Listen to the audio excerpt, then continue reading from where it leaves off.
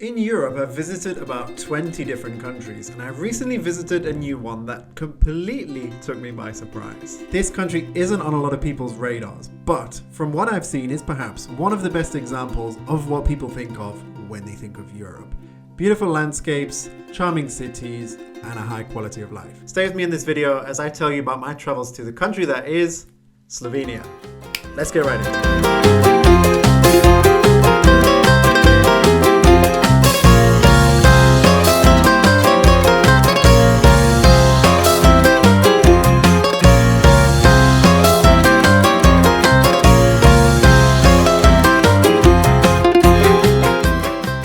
So for those of you that are not familiar with Slovenia, it's a country in Central Europe, very close to Eastern Europe, right on the limit, we could say. Slovenia was part of Yugoslavia before it broke down into the successor states that exist today.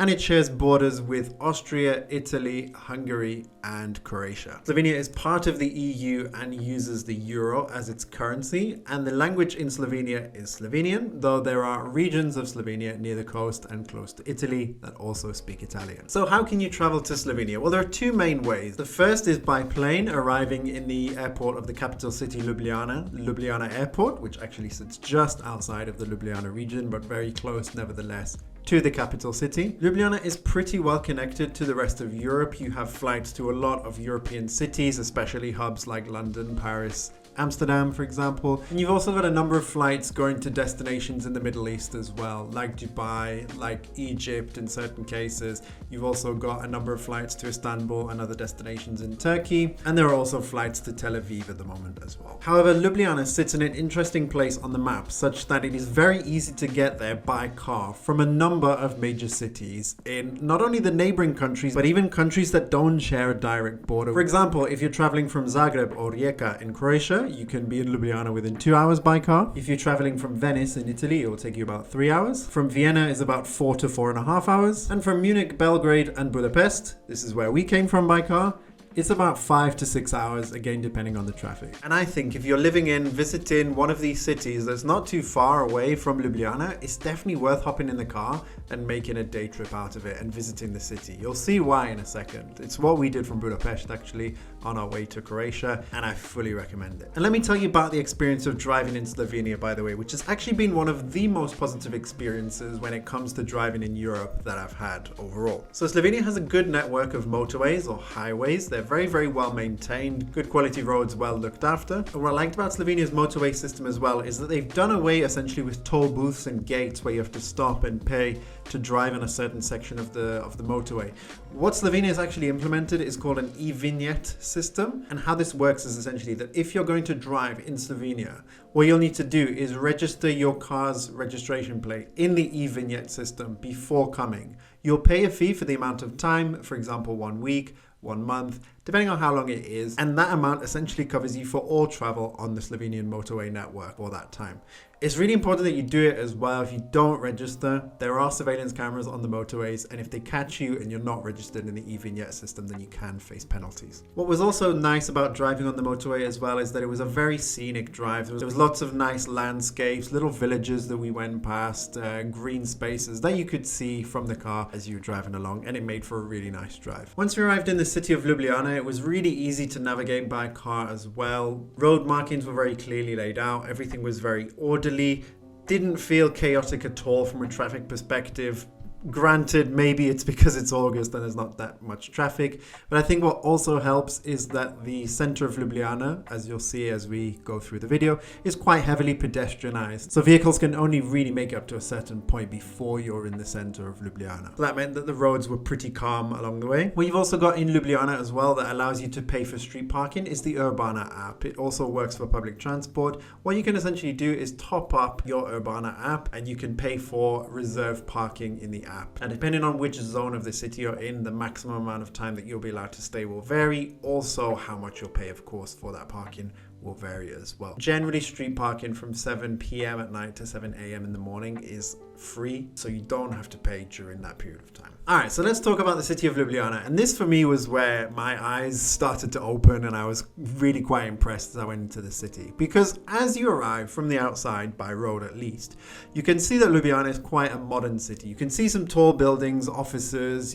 development that's underway, but when you set foot in the center of, again, what is the capital city of Slovenia, it's like you're in a traditional historical village almost. You'll be able to walk alongside the canal that goes through the middle of the city center, cross over the bridges, and even sit down and have a coffee on the terrace or have breakfast, lunch, or dinner on the terrace at a restaurant as well, one of the many that go alongside the canal, which makes for a really nice experience. You can also take a little boat tour down the canal as well and enjoy the sights of Ljubljana from the water. As you go further along the canal as well and past some of the bridges, you'll get to the very famous Dragon Bridge, which is very famous and iconic in Ljubljana, and actually you'll find certain souvenir stores sell toy dragons in homage of this Dragon Bridge as well. Still technically within the center of the city, I would say, but going up the hill either by cable car or walk-in, which is quite physically demanding but nevertheless worth it, is the Ljubljana Castle, where you've got some incredible views over the city as well,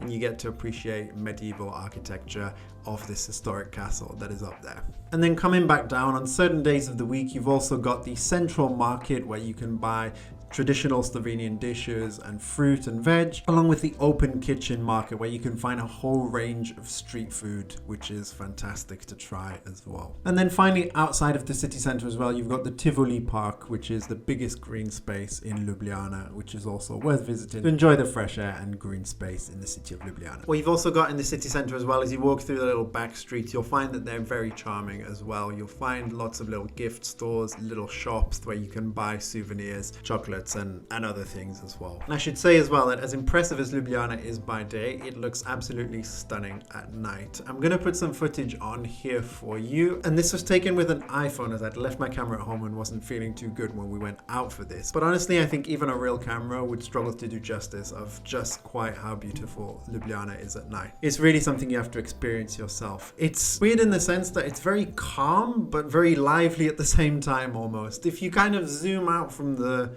liveliness of the bars, the terraces, the restaurants, and just take a moment to take it all in, you'll realize like how calm it actually is in the city center.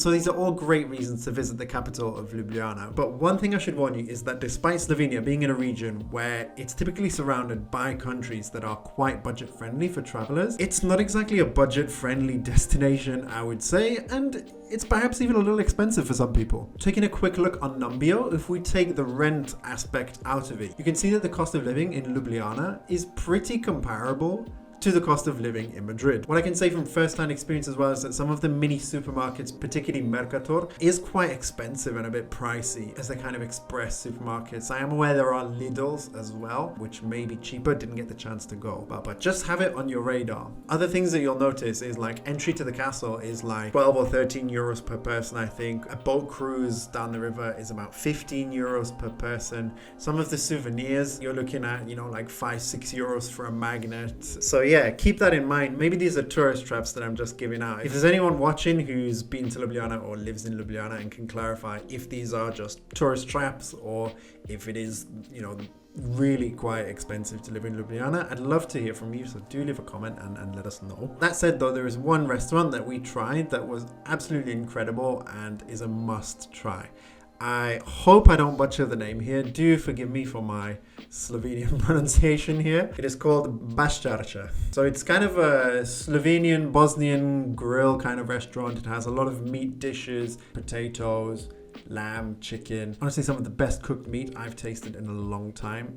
totally recommend. If you're in Ljubljana, you should definitely check this place out. And so you're visiting Ljubljana because the center of the city is quite small and everything is quite compact. I'd say it's definitely kind of a 1 to 2 day trip kind of thing. You don't necessarily need more than that unless you really want to take it very slow and enjoy it a bit more. 1 to 2 days from my perspective is more than enough to see the main sites and to get a feel for Slovenia and for Ljubljana as well. Now, Ljubljana is the capital, but there are other cities and destinations in Slovenia worth visiting 100%. For example, the seaside town of Koper, which we also had the chance to visit one evening. It's very nice. Very close to Italy, only about a 30-minute drive from the city of Trieste. And you got a nice little marina, seafront walk there. You've also got the town of Piran, which is not too far away as well, which is very picturesque.